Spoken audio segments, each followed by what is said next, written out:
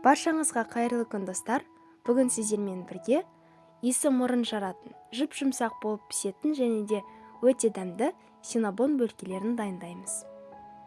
Видеоны міндетті түрде соңына дейін қарап шығыңыздар. Сіздерге пайдалы болатынына сенімдімін. Сонымен синнабон бөлкелерін дайындауға кірісейік. Ең алдымен 1 стакан немесе 250 мл жылы сүтті бос ыдысқа құямыз. Үстіне 2 ас қасық қант және 1 шай қасық ашытқы салып, жақсылап араластырамыз. Ыдыстың бетін пищевая пленкамен орап, ашытқы көтерілгенше 5-10 минутқа жылы жерге қоямыз. Көріп тұрғандарыңыздай, біздің ашытқымыз осылай көпіршіктеніп шықты. Енді жарты шай қасық тұз, 1 жұмыртқа және 50 мл шамасында өсімдік майын құйып жақсылап араластырамыз. 2,5-3 стакан шамасында ұн немесе 400 грамм ұнды електен өткізіп салып, жақсылап жұмсақ етіп қамыр илейміз. Булочки жасап жатқанда ұнның барлығын бірден салуға болмайды. Аз-аздан сала отырып араластырыңыз, сонда жұмсақ қамыр болып иленеді.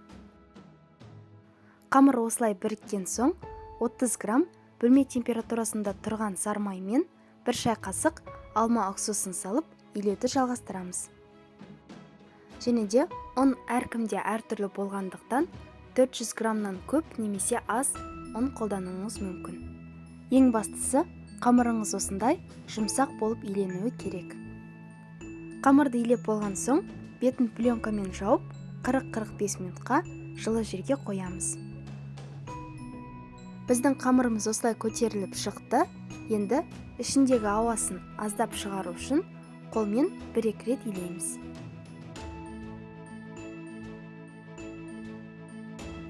Тақтайға аздап ұн себіп, қамырды 4 бұрышты етіп жайып шығамыз.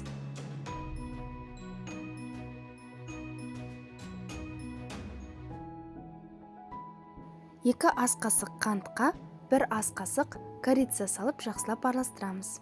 Қамырға бөлме температурасында тұрған жұмсақ сармайды біркелкі етіп жағып, корица қосылған қантты себіп шығамыз. Содан соң қамырды ораймыз. Кез келген форманы алып, түбін жақсылап майлаймыз. Оралған қамырды 10 немесе 12 бөлікке бөліп шығамыз.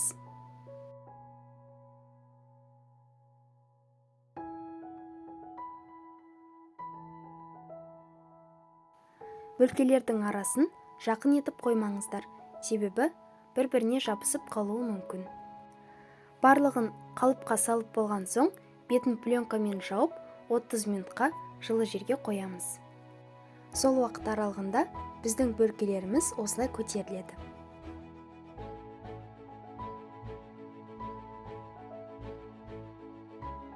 Бетіне сүт қосылған жұмыртқаның сарысын жағып, 170 градус қызып тұрған духовкада 20-25 минут уақыт аралығында пісіріп аламыз.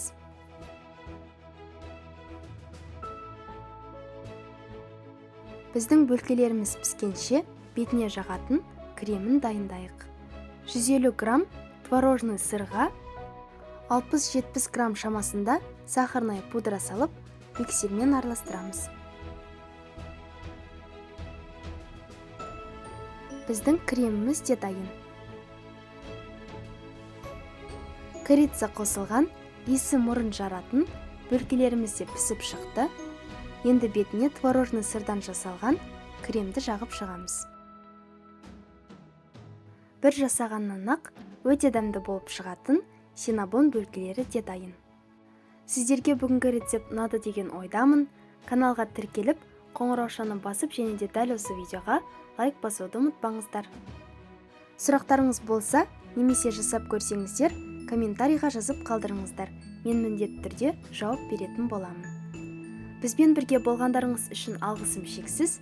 Келесі кездескенше.